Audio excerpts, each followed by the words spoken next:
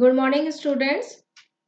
BSc part second के students का physics की ऑनलाइन क्लास में स्वागत है।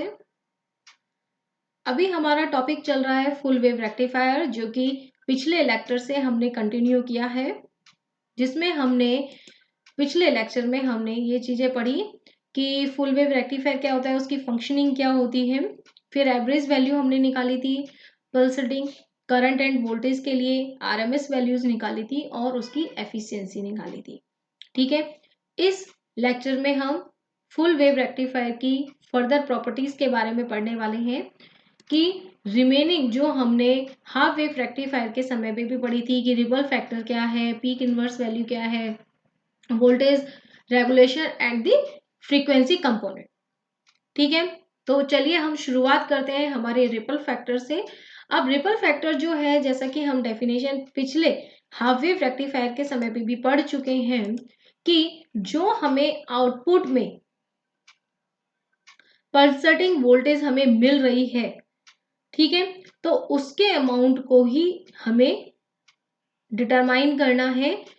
किस तरीके से कि आई AC अपॉन IDC कि डायरेक्ट करंट के कंपैरिजन में उसमें AC कंपोनेंट यानी कि अल्टरनेटिंग कंपोनेंट कितना है, उसको हम रिपल फैक्टर के थ्रू निकालते हैं। तो IAC upon IDC is equal to वही, ये हमने पहले वहां से यहां तक हम निकाल चुके हैं कि I RMS स्क्वायर अपॉन में IDC स्क्वायर -1 अंडर रूट। तो हमें यहाँ पर ये डेरिवेशन करने की जरूरत नहीं है। आई थिंक आपने अब तक अपने हाथ से खुद कर लिया होगा, क्योंकि हाफ वेव रेक्टिफायर के समय आपने किया था। तो यहाँ पर अब हमारे पास जो है RMS और IDC की वैल्यू को हम डायरेक्ट यूज करने वाले हैं फ्रॉम द प्रीवियस लेक्चर, जहां पर कि IDC की वैल्यू जो है वो 2Im अपॉन पाई था, IRMS की वैल्यू Im अपॉन में अंडर रूट 2 था, दोनों को हमने रख दिया है। यहाँ से हमारे पास ट्रिपल फैक्टर की वैल्यू हमें प्राप्त हो जाती है, जो कि पिछली बार के कंपैरेटिव क्या है, आधी है। ओके, तो इसका मतलब रिपल फैक्टर जो है वो पहले की कंपैरेटिव अब की बार क्या हुआ है, कम हुआ है। अब की बार जो पल्सेटिंग पोर्शन है वो कम है। ठीक है, हाँ, फुल वेव रेक्टिफायर के समय पर।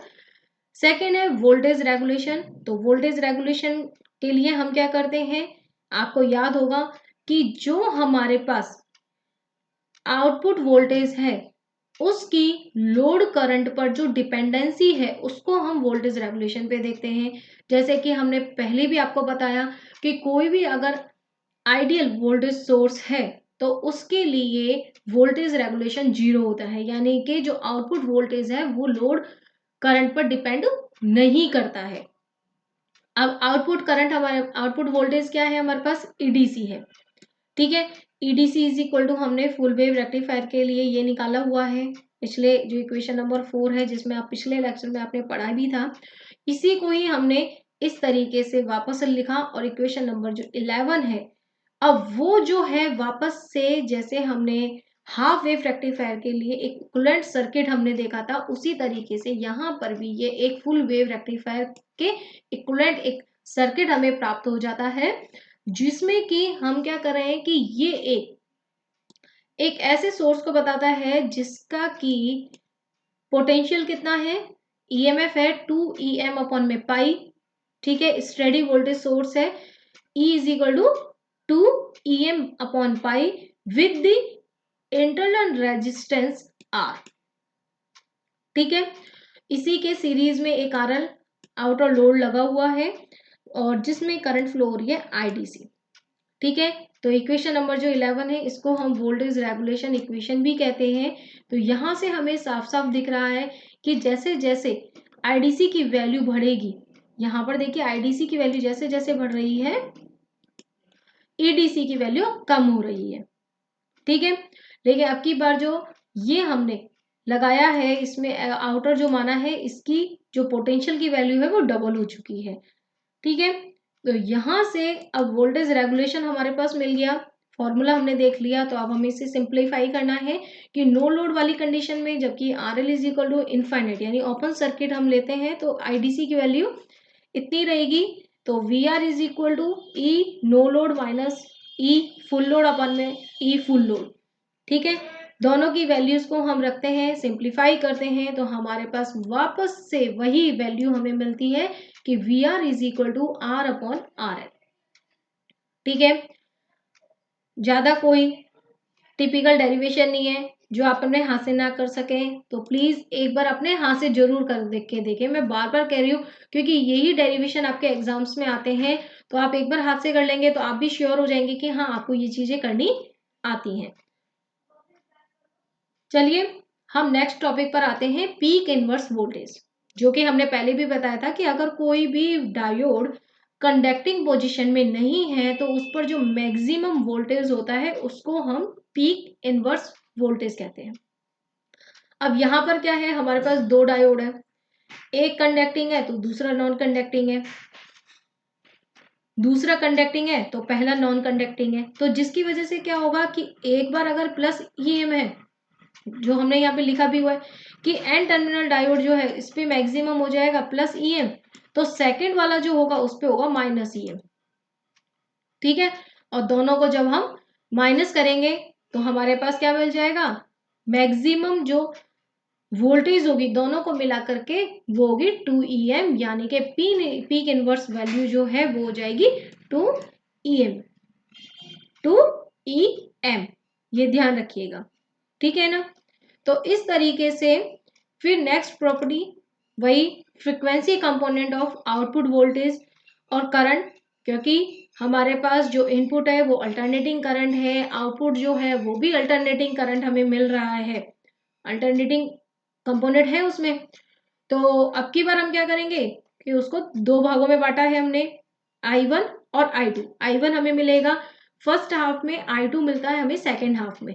लेकिन साथ में हमें ये भी ध्यान रखना है कि ये जो I1 और I2 है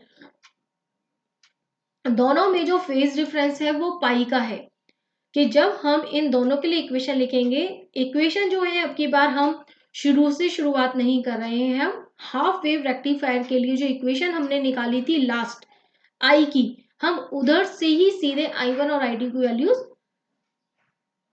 लिखेंगे। I1 तो हमने सेम लिख दिया जो वहां पर लिखा था, लेकिन I2 की वैल्यू जो है वो हमारे पास देखिए क्या हो जाएगा, अब की बार फेज डिफरेंस की वजह से हमने इसको प्लस पाई कर दिया। अब प्लस पाई करने के बाद हमारे पास जो I2 की इक्वेशन है वो ये मिल जाएगी, total I is equal to क्या है, I1 प्लस I2 है, तो दोनों को जब हम एडअप करेंगे तो हमें फाइनल 13 नंबर इक्वेशन प्राप्त हो जाती है। अब इसमें हमें देखने वाली बात क्या है कि फर्स्ट जो इक्वेशन है वो तो वही एवरेज वैल्यू को बता रहा है 2Im अपॉन में पाई को। ठीक है, उसके बाद जो फर्स्ट हार्मोनिक थी जो हमने वहां पर निकाली थी, तो वो जो वैल्यू वो आपकी बार नहीं है, यानी कि first harmonic having the same frequency is absent, अब की बार एब्सेंट है। पहले जो हमें साइन वाली टर्म मिली थी साइन ओमेगा टी वाली वो यहाँ पर नहीं है, तो वो क्या हो गया, इसका मतलब फर्स्ट हार्मोनिक एब्सेंट है। केवल हमारे पास जो इवन नंबर वाले जो हार्मोनिक्स हैं वही हमें प्राप्त होंगे। ठीक है, तो इस तरीके से हमारा जो फुल वेव रेक्टिफायर जो टॉपिक है वो कंप्लीट हो जाता है। आई थिंक आपके लिए पढ़ने के लिए बहुत मटेरियल हो चुका है, तो आप प्लीज मिस ना करें, अपने कोर्स को रेगुलर करते रहें। ठीक है, आगे के जो हमारे फर्दर लेक्चर्स हैं इन्हीं में ही हम फिल्टर सर्किट्स के बारे में, फिर उसके बाद वोल्टेज रेगुलेटर सर्किट्स के बारे में हम बहुत कुछ पढ़ने वाले हैं। So to be continued for the further lectures. Thank you.